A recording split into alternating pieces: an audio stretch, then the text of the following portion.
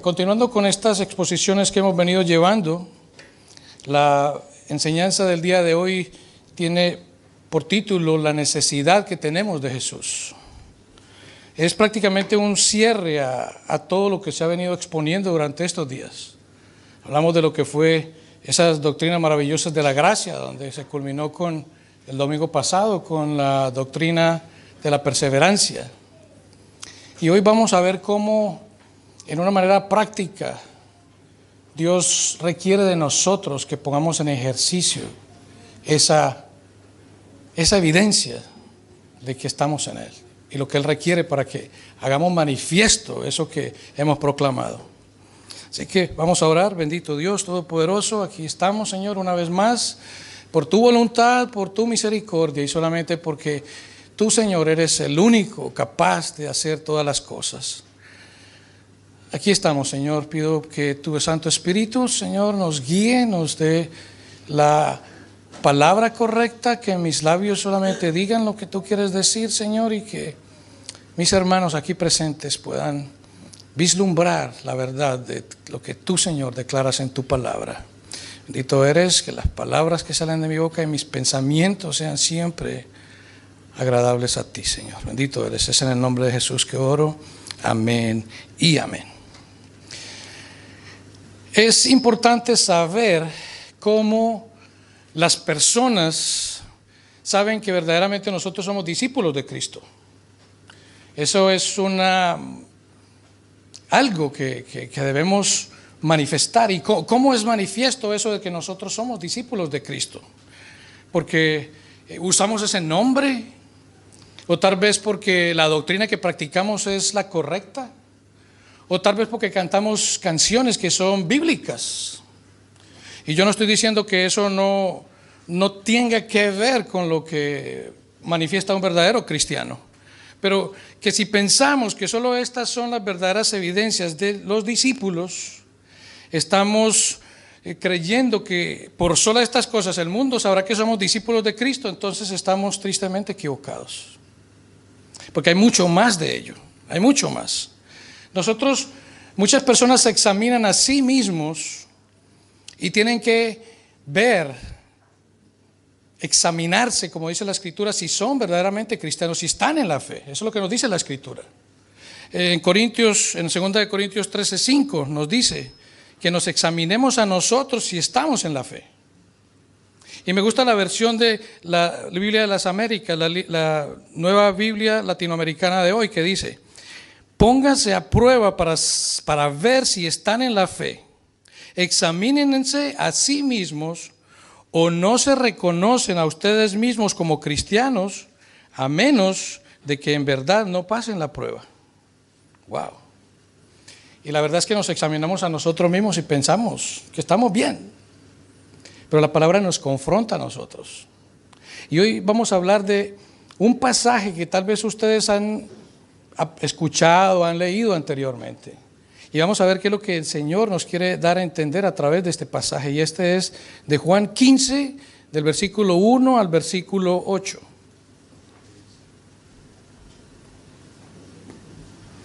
Y la palabra del Señor dice: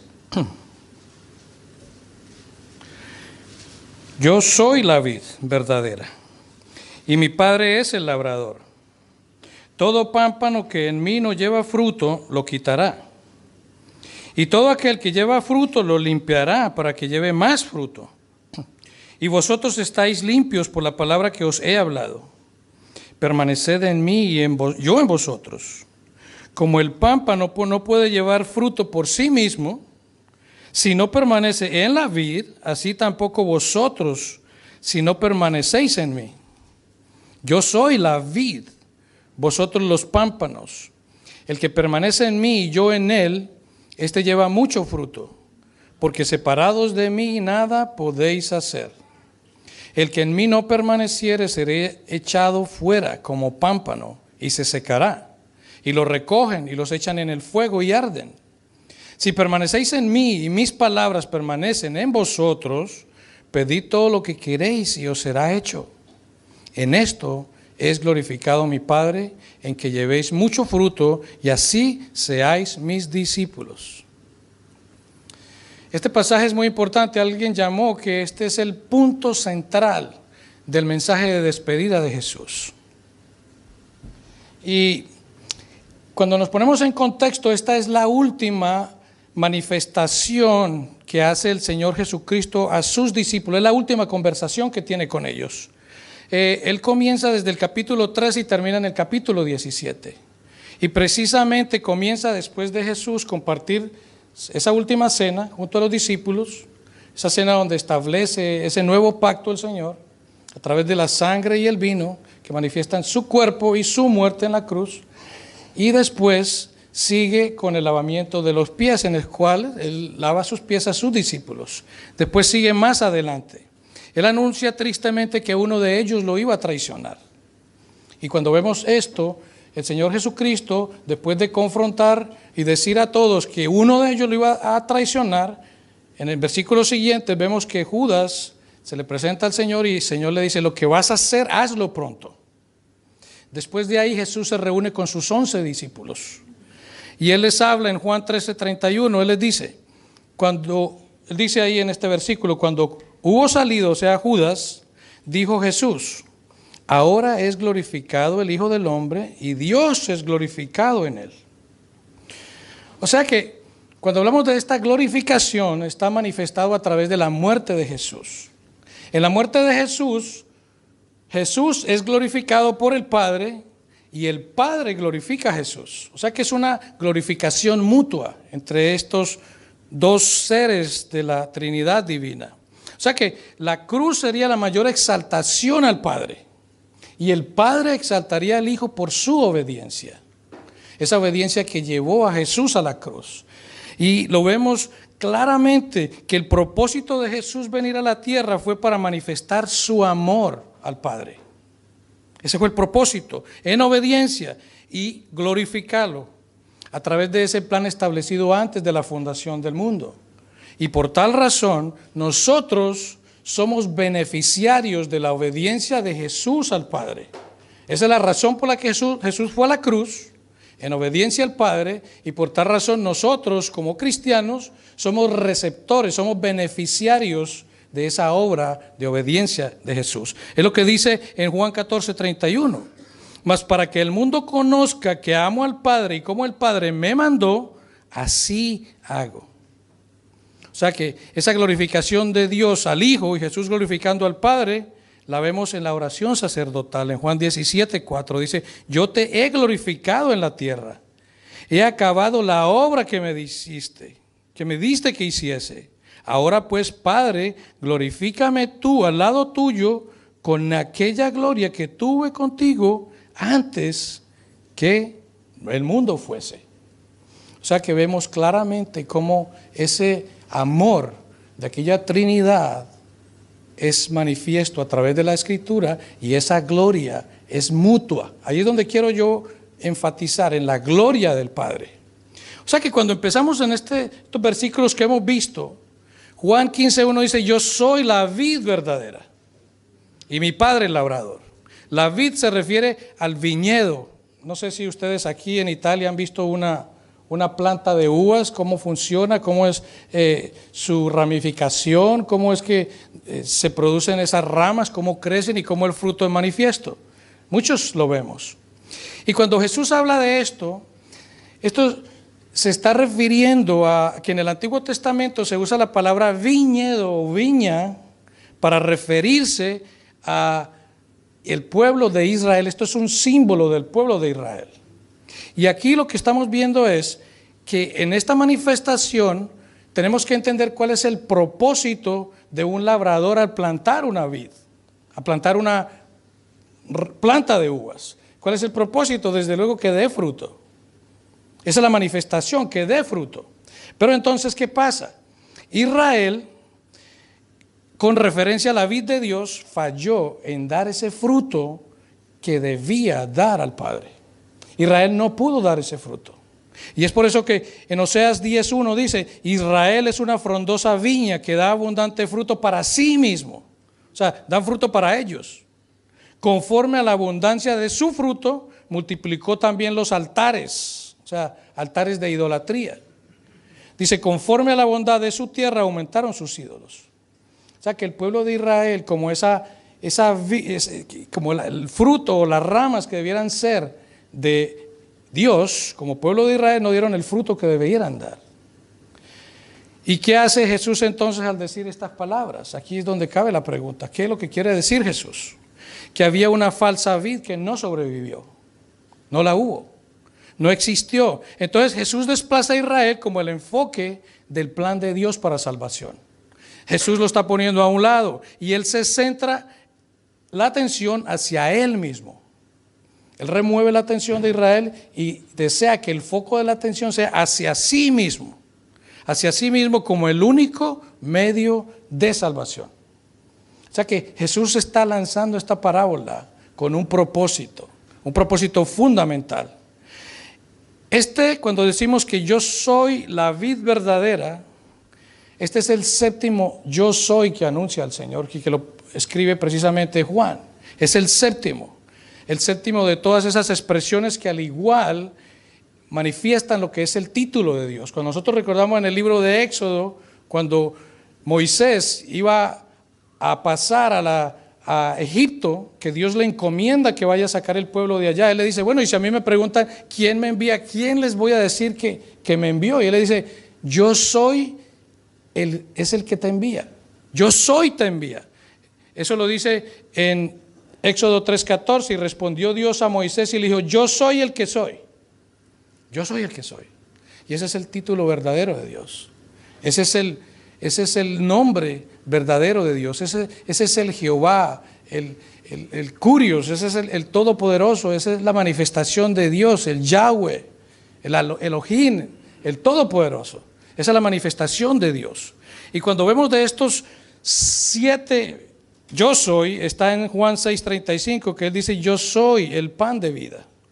Y no solamente dice eso, que el que viene a Él nunca tendrá hambre. Él después dice en Juan 8:12, yo soy la luz del mundo. Y el que lo sigue a Él no va a andar nunca en tinieblas. Después Él dice, yo soy el buen pastor.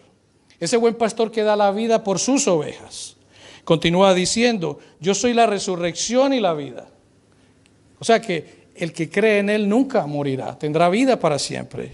Él dice, yo soy el camino, la verdad y la vida.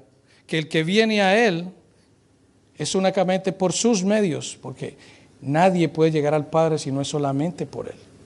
Y así continúa donde dice que Él es la vid verdadera, en el Juan 15. O sea, que en contraste con el pueblo de Israel, Jesús declara ser la vid verdadera, trayendo ese fruto por el cual Israel falló en traer. Y aquí vemos otro contraste. Jesús, el Hijo de Dios, cumple una oración profética de súplica sobre el destino de Israel. Todo esto que está diciendo Jesús en este pasaje de Juan 15 está cumpliendo una profecía que ya venía desde el Antiguo Testamento. En Salmos 8:14 dice, oh Dios de los ejércitos, vuelve ahora, mira desde el cielo y considera y visita esta viña, la planta que plantó tu diestra, o sea, aquel que plantó la diestra de Dios, y el renuevo, o sea, el renuevo es una rama fresca, es algo que significa, que construye el nombre de una familia, eso es lo que significa el renuevo. Dice que para ti afirmaste, quemada será a fuego, está desolada. Perezcan por la reprensión de tu rostro. Y aquí es donde viene la profecía, Salmo 80:17. Sea tu mano sobre el varón de tu diestra, sobre el hijo de hombre que para ti afirmaste. O sea que esto manifiesta el cumplimiento de aquella profecía de Jesús que el propósito de Dios había hecho manifiesto desde hace mucho tiempo a través de las profecías y del mismo salmista declarándolo aquí. O sea que sus promesas, su pacto para traer salvación a los que crean en Él, pongan su confianza en Él y lo reconozcan a Él verdaderamente como Él es, como quién es Él, el Señor, y que podamos vivir unidos a Él. O sea que aquí ya vamos a entrar en materia. Juan 15:1 dice, yo soy la vid verdadera y mi Padre el labrador. O sea que cuando Jesús está diciendo, Él está diciendo que el labrador es Dios. El labrador es el Padre, Dios. Un labrador es el encargado de cuidar las plantas de un viñedo. Es el que la abona, es el que la cultiva, es el que le pone químicos a la tierra para eliminar aquellos parásitos, aquellas plagas que pueden afectar la producción de la vid. O sea que Dios, que es el labrador, es el que se encarga de cuidarla, de mantenerla bien, para que pueda dar ese fruto que es hermoso.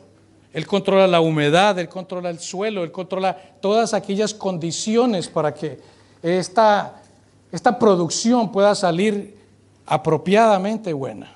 Entonces, cuando hablamos de esto, ¿cuál es el propósito, vuelvo y repito, de un labrador al cuidar su viñedo? Eso lo dijimos ahora, que dé fruto. Ese es el propósito del cuidado del labrador, que es Dios, para que ese viñedo, esa viña dé fruto. Entonces, debe llevar a veces cierto mantenimiento de las ramas. Y eso es lo que sucede muchas veces. Esa es la misma ilustración de la que hace Juan acerca de Dios el Padre. Y aquí vemos diferentes tipos de ramas. Cuando analizamos esto, está hablando de que Juan 15:2 dice, todo pámpano, el pámpano es una rama. Yo hice una simple ilustración como para mostrarles a ustedes que es una rama, una planta de uvas. Esta es la vid, la parte gruesa. De la parte gruesa se derivan unas ramas delgaditas y de esas delgaditas sale la fruta, sale la uva. No sé si ustedes están familiarizados con ello, pero así más o menos manifiesta la uva. Entonces, la rama depende del tronco que es la vid. Entonces ahí vamos entendiendo esto. Él dice, todo pámpano o rama que en mí no lleva fruto, lo quitará. Pero esto es lo hermoso que está diciendo Jesús, que no lleva fruto en mí. Entonces, la que no da fruto, Él la va a quitar, Él la va a arrancar, la va a eliminar, la va a quemar, la va a echar fuera, totalmente. Este versículo está conectado con el versículo 6, porque aquellos que no llevan fruto, Él nos dice, Juan 15:6, el que en mí no permanece será echado fuera como pámpano, o sea, rama, y se secará y los recogen y los echan en el fuego y arden. O sea que es una triste realidad. Aquellas ramas que no van a dar fruto van a ser quemadas, tiradas al fuego. Jesús les cita la escritura para señalar que las primeras viñas de Isaías, como les decía anteriormente, aquella manifestación que hace el profeta Isaías anunciando acerca de esas viñas que eran el sembrado, o sea, los hijos de Dios en aquel tiempo, que en el Antiguo Testamento los hijos de Dios era el pueblo de Israel. Nosotros somos los hijos de Dios por esa gracia infinita que nos ha dado Dios por la muerte, esa imputación de Cristo Jesús en la cruz, de su justicia a cada uno de nosotros. Nosotros somos los hijos de Dios ahora, pero en el Antiguo Testamento los hijos de Dios eran los israelitas. Entonces, ¿qué dice aquí? Esta vid era Israel, la nación tenía una aparente relación con Dios, proclamaban creer en Dios, hacían prácticas de adoración y cosas que podrían manifestar que estaban adorando a Dios, pero no estaban dando el fruto que deberían dar a Dios. No lo estaban dando. Isaías 5:4 dice, ¿qué más se podía hacer a mi viña que yo no haya hecho en ella? ¿Cómo, esperando yo que diese uvas, en este caso uvas buenas, ha dado uvas silvestres, o sea, uvas agrias? Es una comparación, que él esperaba que diera un fruto bueno, pero no dio el fruto esperado. Entonces aquí continúa Isaías 5:5, os mostraré pues ahora lo que haré yo a mi viña, le quitaré su vallado, o sea, el cerco, y será consumida, aportillaré, o sea, derribaré su cerca y será hollada, será pisoteada. O sea que la declaración que hacía aquí el Señor contra el pueblo de Israel es prácticamente la que está haciendo Jesús en su declaración de la vid verdadera. Que todo aquel que no da fruto será echado en el fuego. O sea que estamos de acuerdo en lo que está manifestando aquí Jesús respecto a lo que decía el Antiguo Testamento. Entonces ahora Jesús hace una clara distinción entre estos que dan fruto y los que no dan fruto. Mateo 7:17 dice, así todo buen árbol da buenos frutos, pero un árbol malo da siempre malos frutos. Después continúa diciendo en el 18, no puede el buen árbol dar malos frutos, ni el buen árbol puede dar malos frutos. O sea que podemos establecer cómo es la producción de los frutos. Todo árbol que no da buen fruto es cortado y echado en el fuego, también lo dice Mateo. Así que, por sus frutos lo conoceréis. Y estamos hablando de fruto, ya vamos a entrar en el punto que yo quiero llegar. O sea que él decía que cuando hablábamos de ramas, decía yo anteriormente, estamos hablando de aquellos que siguen a Cristo. No estoy diciendo de los creyentes, estoy hablando de aquellas personas que siguen a Cristo. En esa metáfora que está hablando el Señor Jesucristo. ¿Eran cristianos estos que fueron quemados? Podríamos preguntarnos. ¿No? Porque muchas personas siguieron a Jesús, poniéndolo en el plano claro. Muchos fueron sus seguidores, parecían ramas, pero no dieron fruto. Porque si fueran así, si fuera así, que estas personas perdieran su salvación respecto a que si, sabemos que no, pero si fuera así, estaríamos yendo contrariamente a lo que la Escritura nos dice y lo que aprendimos durante estos días de fin de semana, que la salvación no se puede perder. Eso quedó bastante claro. Entendimos que aquel que Dios ha llamado es predestinado, es justificado, es santificado y es glorificado. O sea que la obra es completa de Dios. El que comenzó la buena obra la ha de perfeccionar hasta el día de Cristo, el día de la glorificación, de la exaltación de Cristo. Eso es lo que nos dice el libro de Filipenses. Y cuando vemos nosotros el libro de Juan, el Señor Jesucristo nos dice claramente en Juan 10:28 que Él es el que nos da la vida eterna. No una vida cualquiera, una vida que perece o que es temporal o que es por cierta cantidad de años. No, cuando habla de eterno es una eternidad. Y dice en Juan 10:28, y no perecerán jamás. O sea que es la garantía de que nadie nos podrá eliminar, ni el mismo Dios nos podrá castigar, porque ya si estamos en Cristo, nadie nos podrá eliminar de esta bendición que hay. Y continúa diciendo, ni nadie la arrebatará de mi mano. O sea que nadie, aquellos que Dios ha salvado, pueden ser quitados de la mano de Cristo, porque Cristo es el Todopoderoso y no hay poder alguno, ni el mismo Satanás, que pueda arrebatar a alguien de los suyos de sus manos. Lo que nos está diciendo el Señor Jesucristo claramente. Y Él dice también en Juan 6:39, y esta es la voluntad del Padre, el que me envió, que todo el que me diere no pierda yo nada, sino que lo resucite en el día postrero. Tenemos claro este punto, que cuando está hablando de estas ramas que están siendo quemadas, no son los verdaderos. Ya descartamos esta posibilidad. O sea, que Jesús está hablando con sus 11 acerca de esas ramas que no dan fruto, que van a ser quemadas. Se estaba refiriendo a otros de sus seguidores, por ejemplo, como Judas, que estuvo detrás de él por mucho tiempo y no dio fruto. Y de la misma manera, estamos aquí reunidos y hay muchos seguidores de Cristo que están ustedes aquí. Y esta parábola nos toca a nosotros. Podemos estar siguiendo a Cristo, pero estamos dando la manifestación que Jesús requiere para dar fruto. Aquí es donde vamos a entrar. Posiblemente aquellos que no fueron quemados son aquellos que, como Judas, profesaban tener una relación con Jesús. Anduvieron con Él, compartieron con Él, pasaron tiempo aprendiendo de Él, siendo instruidos de Él, como les repito, muchos de los que están en las congregaciones están llevando a cabo.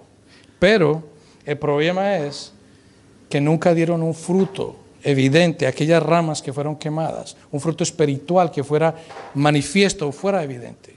O sea que cuando hablamos de estas personas que fueron quemadas, estamos hablando de los apóstatas, aquellos que escuchando la palabra fueron receptores de aquella palabra, fueron receptores de esa iluminación que dice el libro de Hebreos. La iluminación es la exposición de la luz de la palabra.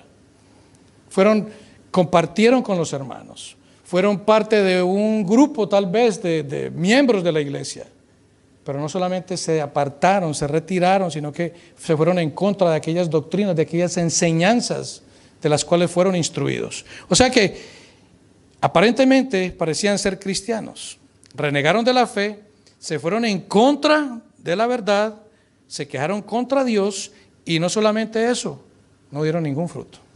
O sea que ya descartamos esto, ya descartamos aquellos primeros que son quemados, que habla el Señor Jesucristo de que los que no dan fruto son quemados. Ya descartamos esto, ahora vamos al segundo. Porque en cierto punto estas ramas que no dan fruto en el tiempo de Dios serán cortadas. Esa es una advertencia. Entonces ahora vamos al segundo punto. Las otras ramas que habla el Señor, que son las que se les da limpieza.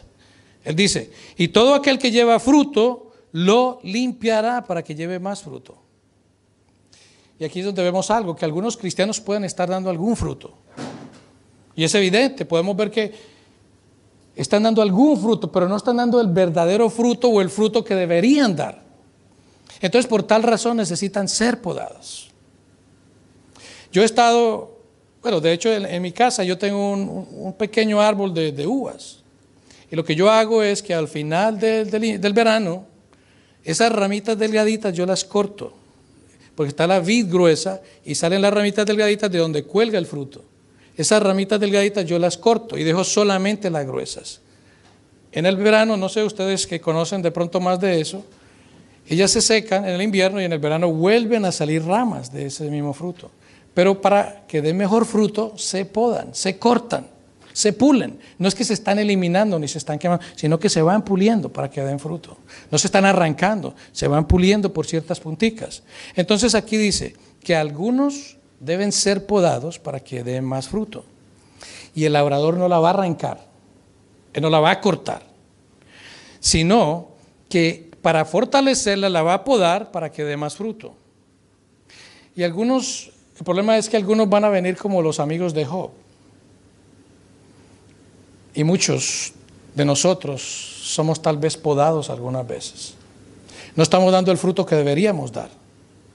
Estamos dando apenas aquellas cosas que, bueno, vamos a tratar de funcionar de esta manera, pero no nos esforzamos, no tratamos de unirnos más a Cristo, de vivir más en aquella comunión con el Señor para que esa manifestación de su poder pueda producir en nosotros ese fruto. Y necesitamos ser pulidos, necesitamos ser cortados.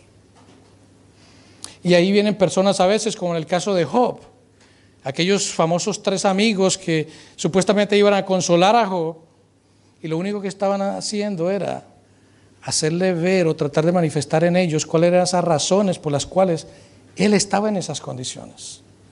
Y no es eso, no es lo que estos personajes querían hacer, es que Dios trabaja de esa manera, Él trabaja de esa manera. Hebreos 12:6 dice, porque el Señor al que ama disciplina y azota a todo el que recibe por hijo. Y la verdad es que Dios moldea, Él disciplina. Y a nosotros como cristianos, si somos verdaderos, Él nos va a disciplinar, Él nos va a moldear para que ese fruto sea evidente. Juan 15:3, ya vosotros estáis limpios por la palabra que os he hablado.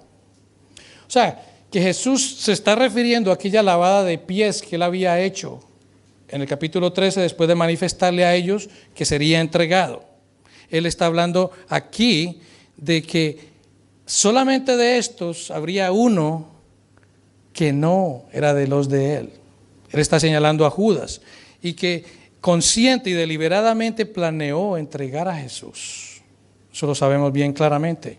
O sea que cuando Jesús manifestó en Juan 13:10, Él dijo que el que está lavado no necesita sino lavarse los pies, pues está todo limpio y vosotros limpios estáis.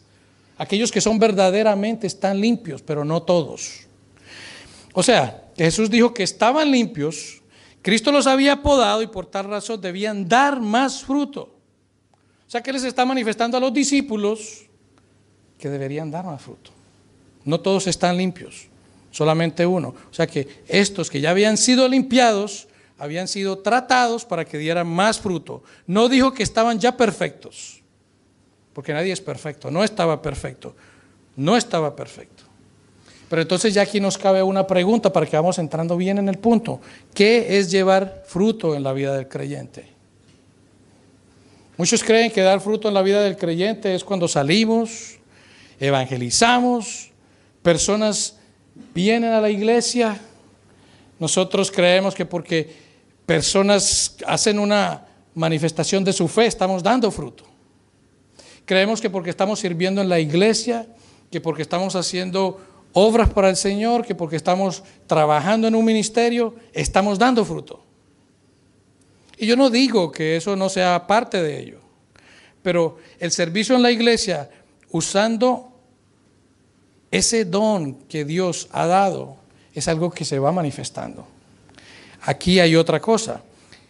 Ninguno de estos, vuelvo a decir, es decir que no sea dar fruto. Yo no estoy diciendo eso, pero si decimos que esta es la esencia de dar fruto, estamos pasando por alto la ilustración de Jesús. Tenemos que, aquí es donde vamos a ver, y es lo hermoso de esta parábola que nos manifiesta Jesús. Todo esto es parte. Yo no niego que no sea parte, todo eso que los hermanos con amor hacen para trabajar en su obra, el sacrificio por el cual lo dejan, inclusive muchas cosas, y lo dejan todo para servir al Señor. Eso es parte de dar fruto. Pero el dar fruto no consiste en eso. Vamos a seguir viendo. ¿Qué es llevar fruto entonces? ¿Qué es dar fruto? El Señor no nos da una definición exacta de lo que eso es. Pero lo que Él hace es darnos una pista de lo que es fruto. Él lo dice 6 veces. Estos versículos dicen llevar fruto. Jesús usa esa frase 6 veces, llevar fruto. Él lo dice. Y para esto hay 4 definiciones. Y vamos a ver 4 de estas definiciones. El fruto es un estilo de vida.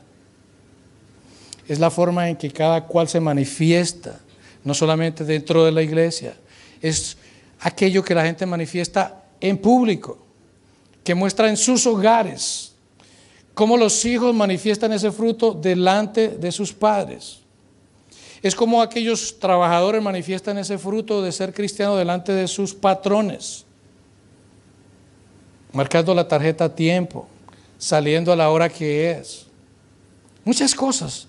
Eso es dar fruto. Todas las veces que Jesús menciona esta frase lo hace en tiempo presente. Vamos a ver esto. En presente, Él no está hablando en pasado, Él está hablando en presente. Él dice, Juan 15:2, todo pámpano que en mí no lleva fruto, número 1, lo quitará, y todo aquel que lleva fruto, 2, lo limpiará para que lleve más fruto. Juan 15:2 lo dice 3 veces. En Juan 15:4 dice, como el pámpano no puede llevar fruto, esa es la 4ª vez. En el 5 dice, yo soy la vid, permaneced en mí, yo en él, y en él que está en mí lleva mucho fruto. 5, en esto es glorificado el Padre, en que lleve mucho fruto. 6 veces.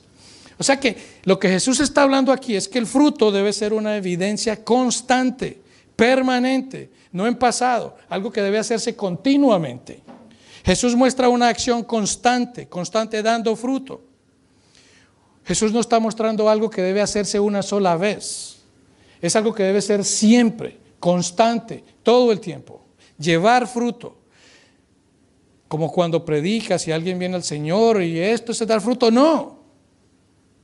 Esto no es lo que está diciendo. Él está hablando que es algo constante, es un estilo de vida.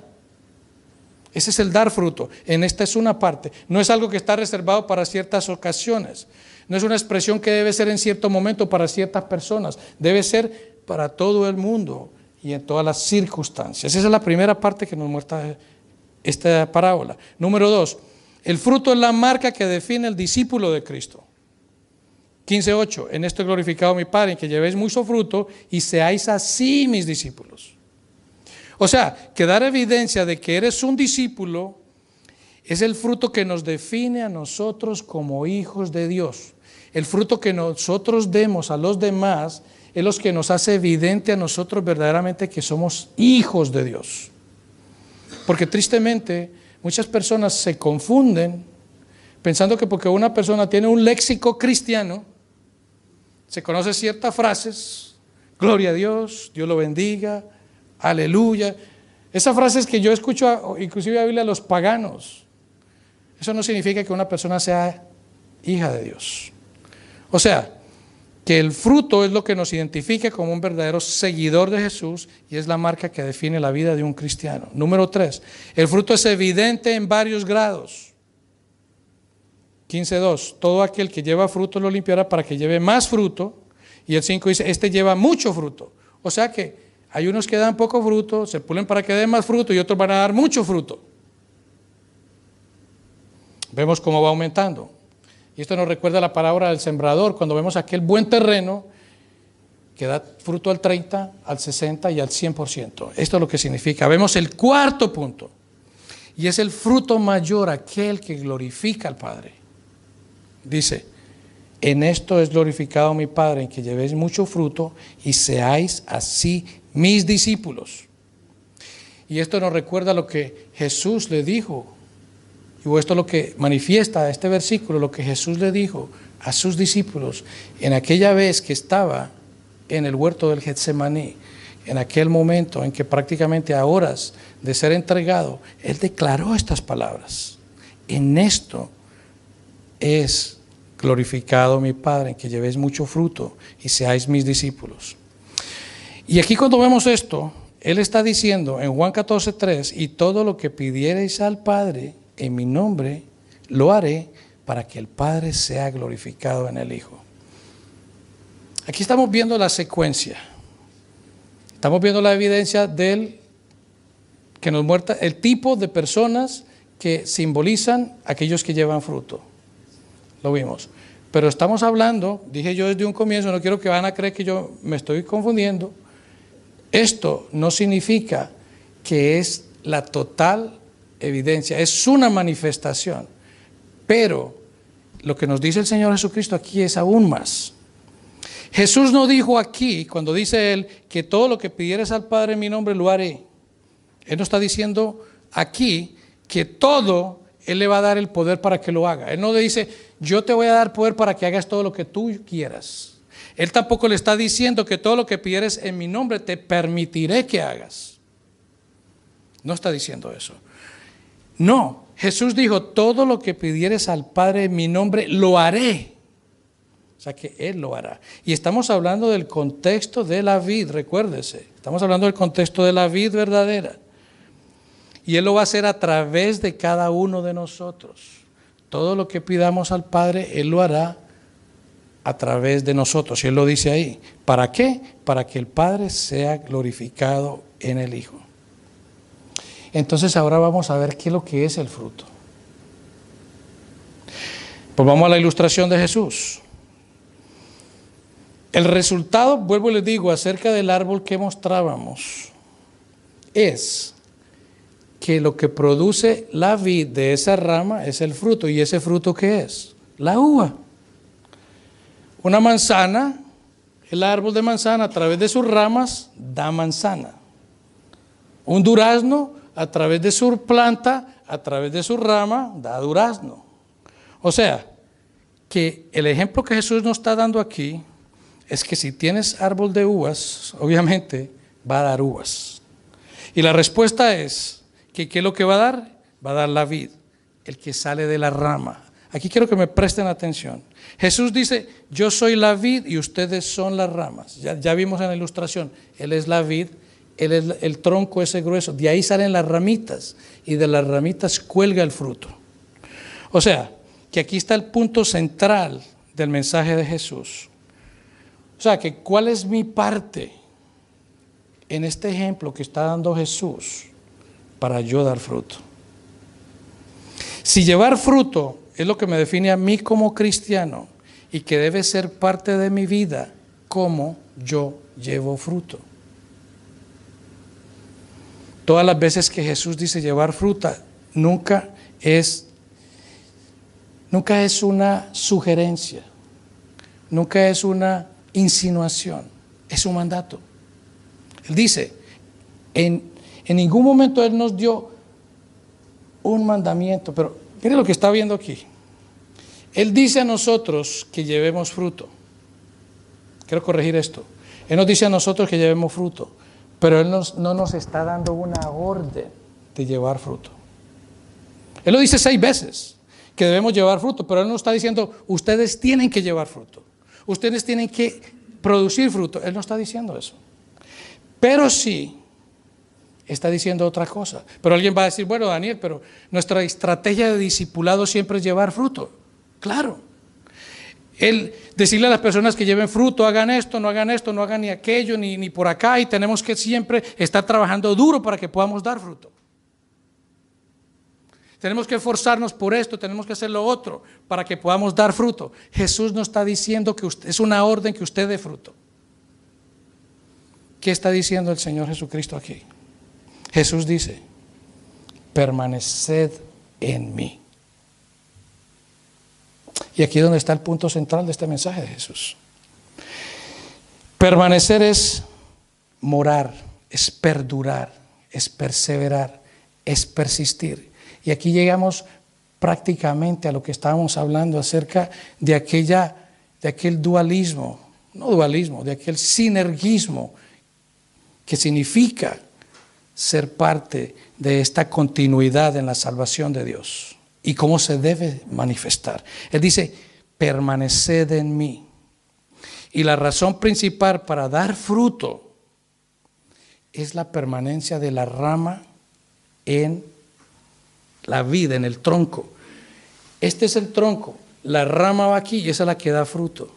Esta rama no produce fruto por sí misma. Esta rama es una rama, la rama no produce fruto, ese somos nosotros. Esa rama solita no produce ese fruto. Este fruto que se produce a través de la rama es producido por la vid. El fruto no lo hacemos nosotros. Nosotros no nos esforzamos por producir ese fruto. El fruto lo produce la vid, lo produce el tronco. Eso es lo que nos está diciendo Jesús. Y el ministerio no es el primer llamado a nuestras vidas. El primer llamado a nosotros que nos dice Jesús es que permanezcamos en Él, que estemos unidos a Él, que estemos aferrados a Él, que no nos soltemos de Él. Esto es lo que nos está diciendo la Escritura. Lo que nosotros debemos hacer es tener una más fuerte intimidad con Él, porque Él es suficiente. Esto es lo que nos está diciendo Jesús. Ustedes no se esfuercen por producir el fruto, ustedes se esfuercen por permanecer en mí, por aferrarse a mí, por estar cerca de mí. Y esta parábola se ha malinterpretado muchas veces. Jesús dice, no se separen de mí, permanezcan en mí. Y si permanecemos en Cristo, ceñidos a Él, abrazados a Él, sin soltarlo, todo lo que pediremos será más comunión con Él. ¿A eso es que se refiere? Que todo lo que pidieras, yo lo haré. Estamos hablando en el contexto de la parábola de la vid. O sea, que ese fruto que nosotros deseamos dar en nuestro ministerio, en todo aquello que hacemos para el Señor, en que podamos ser más amantes de la palabra, que podamos adorar más al Señor, eso solamente depende, no de esfuerzos. Desde luego que tenemos que hacer una moción, pero esa manifestación se ve a través de esa unión que tenemos con Cristo. Esa es la verdad, eso es lo que nos está diciendo aquí. En esa intimidad, la vid producirá ese fruto. Entre más la rama esté unida a la vid, va a producir ese fruto. A través de la rama que somos nosotros, que glorificará al Padre. Y esa será la más grande evidencia de que somos sus discípulos. Eso es lo que nos está diciendo aquí claramente. En Juan 14:15 Jesús dice, si me amáis, guardad mis mandamientos. O sea, que yo trato de guardar los mandamientos, pero cada vez más fallo una y otra vez. Me esfuerzo, somos humanos, no podemos, desfallecemos, nos desanimamos. ¿Por qué? Porque nos falta esa intimidad, nos falta esa cercanía a Jesús. Fallamos. Jesús dice, amadme, porque si lo amamos a Él, el guardar los mandamientos que Él requiere no son ningún esfuerzo para ninguno de nosotros. Es algo que lo hacemos automáticamente al amarlo a Él. O sea, que el énfasis está en amarlo a Él. ¿Y cómo sucede esto de una manera práctica? Juan 15:5. Yo soy la vid, vosotros los pámpanos, o sea, las ramas. El que permanece en mí y yo en él, este lleva mucho fruto, porque separados de mí, nada podéis hacer. Separados de él no podemos hacer nada. Queremos hacer muchas cosas por nuestras propias fuerzas. Aún nosotros, como expositores de la palabra, queremos llenarnos de libros muy importantes, muy buenos. Los estudiamos, los repasamos. Y cualquier persona puede crear un bosquejo y una presentación muy espectacular de una exposición bíblica. Pero lo está haciendo de un carácter humano, no hay esa unión al Señor. No hay ese poder que el Espíritu Santo genera para poder dar ese fruto verdadero. Todos nosotros queremos hacer las cosas de nuestra manera. Vemos como hay formas, hay estrategias, hay fórmulas y tanta cosa que existe. Pero ¿por qué? Porque queremos hacerlo de nuestra manera y Jesús nos dice, separados de mí nada podéis hacer. ¿Y cómo se manifiesta esto entonces? ¿Cómo sucede esto de una manera práctica? A través de mi unión con Cristo. Yo ya he sido cambiado en mi interior. Yo ya he sido transformado. Cuando leímos en Romanos 8:29 dice, porque a los que antes conoció también los predestinó para que fuesen hechos conformes a la imagen de Cristo. O sea que nosotros hemos sido ya transformados en nuestro interior y estamos caminando para parecernos más a la imagen de Cristo. Que cada día seamos más como Él. Todos estamos llamados, estamos en ese proceso de ser cambiados interiormente. Dios trabaja en nosotros para que nos conformemos a la imagen de Cristo. Y gloria a Dios, que la salvación no es yo tratando de llevar fruto, es Cristo produciendo fruto a través de cada uno de nosotros. Esa es la manifestación, es el trabajo glorioso del Espíritu Santo de Dios, cambiándome interiormente, haciéndome más conforme a la imagen de Cristo. Y entonces, a través de esa unión con Cristo, estoy siendo cambiado interiormente, estoy siendo transformado como aquella vid que ha sido transformada para dar más fruto y parecerme cada día más a la imagen de Cristo. Esa es la primera forma. La segunda, el cambio que sucede en mi interior es mostrado exteriormente en mi vida como Cristo está en mí. Yo soy transformado en mi vida, ya he sido regenerado, entonces tiene que haber una manifestación pública de que Cristo habita en mí por medio de su Espíritu Santo. Es lo que nos dice Pablo en Gálatas 5:22. Más el fruto del Espíritu es amor. Escuchen bien, el fruto del Espíritu es singular. Es amor, gozo, paz, paciencia, benignidad, bondad, fe, mansedumbre y templanza. El inconveniente es que nosotros vemos este versículo y muchas veces creemos que estamos hablando de frutos como en un supermercado, que usted va y coge aquí algo de amor, algo de fe, algo de templanza y así sucesivamente. Entonces por eso muchas personas dicen, bueno, yo tengo un poquito de amor, pero me falta mansedumbre. Yo tal vez soy cariñoso, pero cuando me hacen algo yo me irrito y quiero explotar. Y cuando hablamos de esto, no significa que usted va a estar bien en un fruto y el otro no.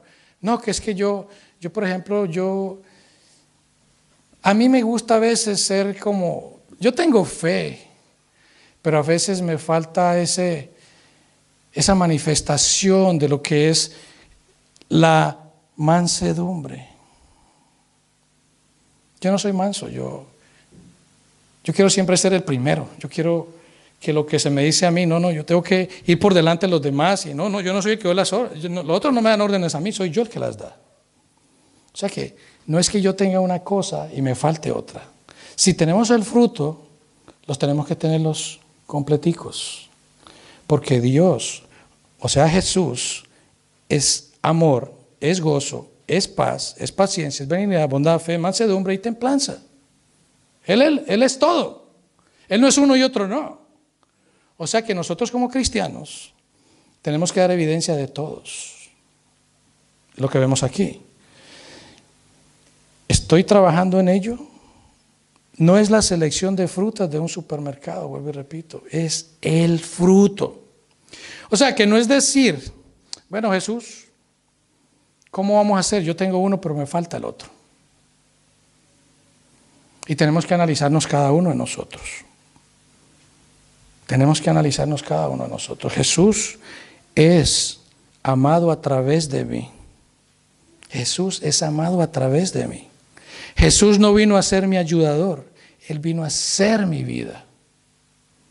O sea, que nosotros, si tenemos a Jesús, tenemos que mostrar una vida que represente a Jesús y dar evidencia de este paquete que incluye ese fruto. Es todo. Apartados de Jesús, nada podemos hacer. Y lo que sucede es que muchas veces podemos creer, y muchas personas lo hacen o lo afirman, que pueden hacer cosas separados de Él. Y Jesús dice, apartados de mí nada podemos hacer. Nada podemos hacer. Y lo que Jesús dice es, yo no quiero que olvides que tú eres la rama. Nosotros somos la rama. Yo soy la vid. El que da fruto. Él es el que da fruto. No nosotros. Déjame trabajar a través de ti. Mantente unido a mí, diría Jesús. Lo que yo haga a través de ti traerá gloria al Padre. O sea, que en esa unión que nosotros manifestemos a Cristo, Él va a producir el fruto. Jesús, no nosotros. Y eso va a darle gloria al Padre. ¿Estamos unidos a Cristo entonces? Esa es la pregunta para cada uno de nosotros. ¿Será que estamos distraídos en todas aquellas actividades o aquellas acciones, aquellos atractivos que tenemos fuera y que nos excluyen de esa permanencia en Cristo? Y sí, yo sé que todos tenemos compromisos, yo sé que todos trabajamos, yo sé que todos tenemos obligaciones, pero que esas cosas no nos impidan mantenernos unidos a Cristo, porque apartados de Él nada podemos hacer. Necesitamos depender de Cristo, estar conectados a Él, porque las vides no producen naranjas, producen uvas, ya lo vimos.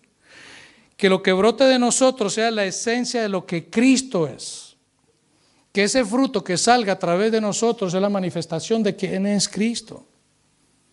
Que podamos mostrar a Cristo en nosotros.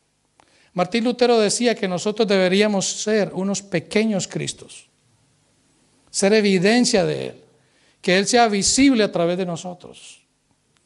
El crecimiento de una vida que da fruto es un proceso de tiempo. Yo sé que eso no es instantáneo. Requiere de tiempo, pero es de una constante unión. Una comunión con Dios, manteniéndonos firmes en Él, no separándonos de Él, porque Judas tenía una aparente relación con Jesús. Eso lo vimos nosotros a través de la Escritura. Él compartió con Él, fue testigo de todos los milagros que hizo Jesús.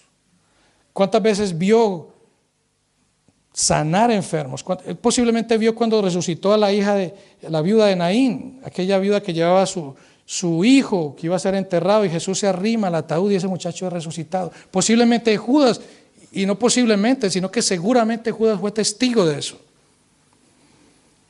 Pero así igual que nosotros, que hemos visto en nuestras vidas como Cristo no solamente nos ha sacado de esa vida de perdición en la que manteníamos, sino que ha transformado nuestro corazón, nos ha hecho nuevas criaturas, nos ha hecho nuevos seres, para que podamos dar fruto. ¿Y cuántas personas de las que están aquí, que acuden semanalmente a esta hermosa congregación, están en Cristo?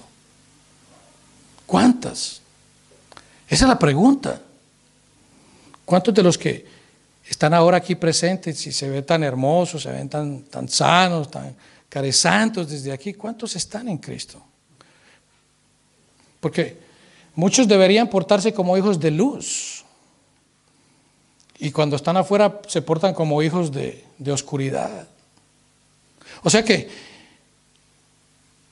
no somos cristianos porque lo sintamos. No somos cristianos porque carguemos una Biblia. No somos cristianos porque hacemos una confesión de fe. O porque andamos bien vestidos los domingos. O porque nos hayamos bautizado. No, nosotros somos cristianos porque nos unimos a Jesús. Porque mantenemos en esa relación íntima con Él.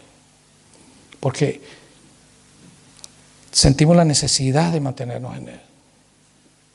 Somos cristianos por eso. Porque Cristo lo dio todo por nosotros. Y nosotros nos unimos a Él.